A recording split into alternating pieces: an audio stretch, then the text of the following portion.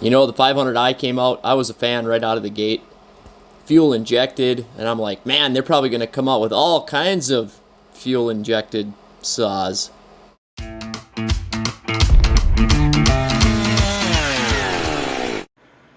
Seriously though, why are there not more fuel injected chainsaws? I mean, they came out with the TS500i. That was actually out for a while before the MS500i. Some people might not know that, but they came out with the MS500i. I love it. Obviously, it's no secret, and nothing. I thought the 400 and the 881 would have been fuel injected. I think a big saw would be really the way to go. The 881 is M-tronic. The 400 is just M-tronic. Some people think that the 400 is fuel injected. It's not. So far, the 500i is the only fuel injected chainsaw. Unreal. So I haven't heard of any real problems. I'm not at the dealership anymore, so I don't really have the insider info or hear all the behind the scenes stuff, but I've heard nothing but crickets.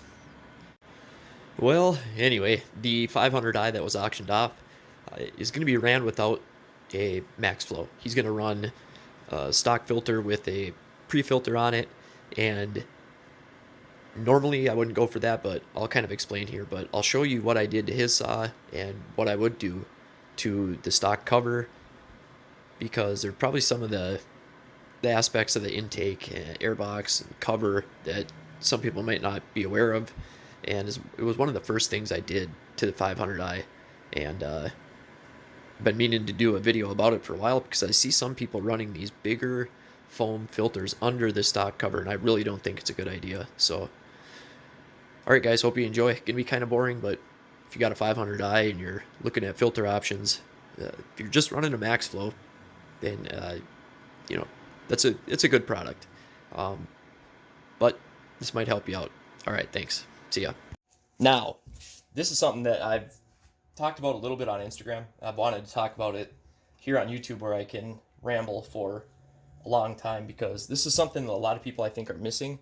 And when it comes to the 500i, I've just got so much time stuck into them, and I've done a lot of testing. The people that I'm building saws for give me a lot of feedback. So, the air filter situation.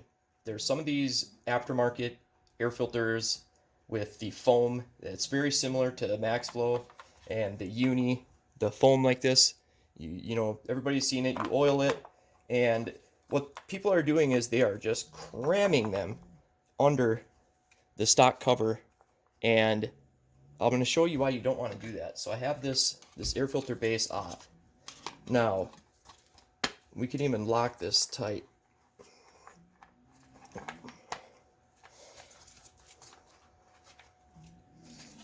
Kind of hard to do this without the damn thing on the saw. Okay, so now we got this Loctite. A lot of people don't notice the vents on the side of these 500s don't do anything. They're fake. So that's tight against that air filter base. The only place they get intake air with a filter that's this big is this little spot on top and this little bit in the bottom. And look how crammed that is in there. If you're going to run the bigger foam like this, and there's a couple companies actually that are making a cage, and they're using a foam similar to this, but it's the same thing. I've seen them. They're packed into that air filter housing. Now, this is a stock filter. This happens to be the 500i that was one on auction. Normally, I'm not okay sending them out with a stock filter, but I've talked to this guy. He is very particular about his saws.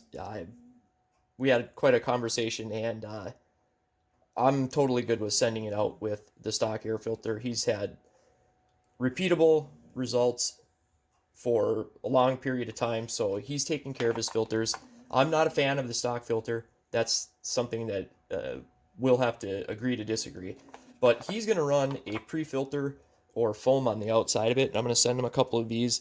This is just leftover uni filter. I think it's off the green weenie. I get a bunch of them if I want them.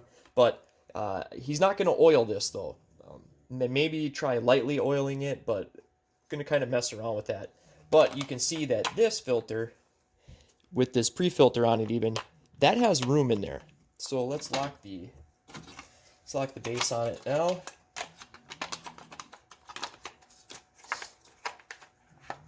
That means it just locks down so much easier.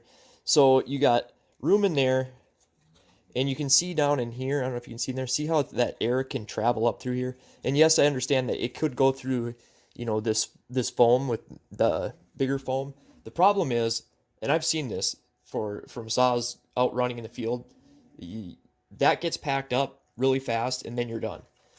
It's meant to circle around in there.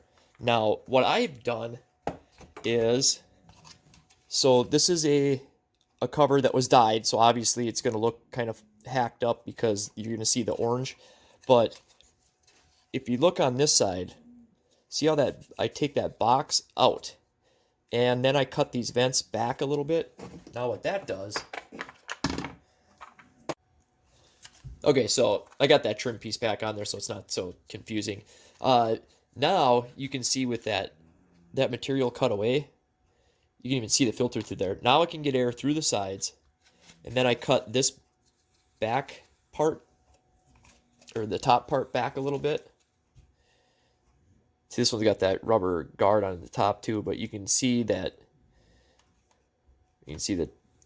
that corner. So I cut this back a little bit right here. I'm always off camera, sorry. So it's getting air there. Goes all the way down to the vent then. And then I can get air through this vent, through the bottom. That's just a much better, it's much better flow like that. And then I would do it to the other side, obviously. But to do that, you're cutting away basically everything down in here. And I'll clean this up. This has got to get re-dyed and everything. And, you know, make it look nicer and whatnot. But basically cutting that whole ridge away. Probably would have been easier to see on an orange cover. See that? So yeah, there you go. So you can see all the material that I'm cutting away. And you can do that on a stock saw, it wouldn't matter. If you're running any kind of a... So now, here's another... This is my point. And I have ran... When the MaxFlow first... Or the 500 first came out, there was really no good option for it. There was no MaxFlow kit, no nothing. I was just running, you know, 661 MaxFlow kit. It's actually still what I have on my saw, but I ended up cutting apart a 661 MaxFlow cover. But now you could run a bigger filter. So that's my whole point. If you're gonna run, took the long way around on this one, guys. If you're gonna run a MaxFlow filter or these aftermarket ones under the stock filter cover, it almost isn't really a question. You have to modify it. So now you can get, you know, you're a little bit open in there, but you're going to get a lot more. This is still pretty crammed in there. Like, you're only going to get a little bit right there. Then that's going to plug up. But, you know, you do the other side and everything. I don't like it. I really don't. I've seen far too many times where people ran these like this and they plug up instantly. They only have a little bit of room before they're plugged solid, to where the stock filter with even a pre-filter, without the pre-filter, don't matter. I'm not sure, you know, the pre-filter is going to do something. Maybe lightly oiled would be the answer. But the thing with pre-filters, I've seen this from being a service tech for so long. I've seen it time and time again. Every saw that came in that had a pre-filter, I think people think that they're cleaner than they are. And every damn one of them, you take that pre-filter off, and it is just packed underneath it. Because the way that grab a filter. You guys all know what the damn filters look like, right? So the filter is like this, and this is for surface area. You know what I mean? So if you stretch this out, you'd have a lot of area. That's the reason they do the zigzag like that.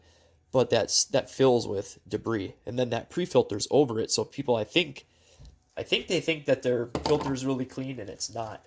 So there you go. There is my rant on the air filter deal. Okay, guys. Well, it's kind of an abrupt way to end, but there's my rant on air filters for the 500s.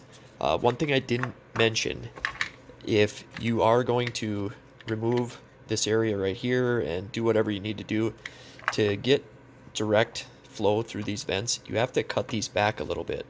So I've cut them back however far you want to go. I mean, I've even gone like way back here with them. You're going to see the filter through it, but otherwise they line up with this right here. So you could, if you take all this away, you're not really doing anything until you take those vents back. So again, hopefully that helped. It's literally like the first thing I was doing to these 500i's. I don't got that on there all the way, but it's very beneficial. Actually, after I see, this is what I'm still running on mine. This is a 661 cover. This is what I did before the max flows were out.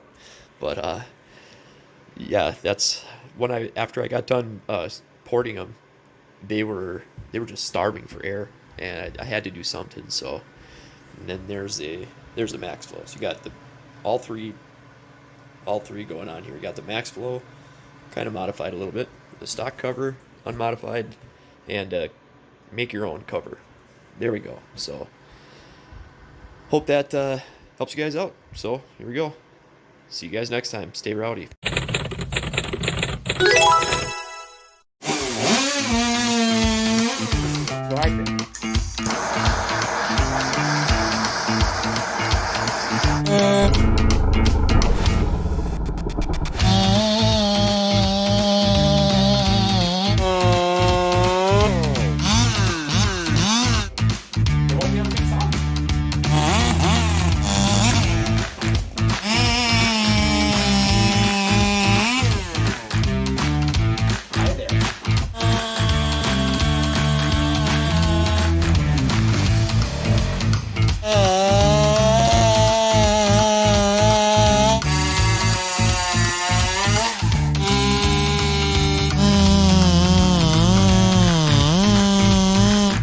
It may look crude, but this little heater actually gets this thing really.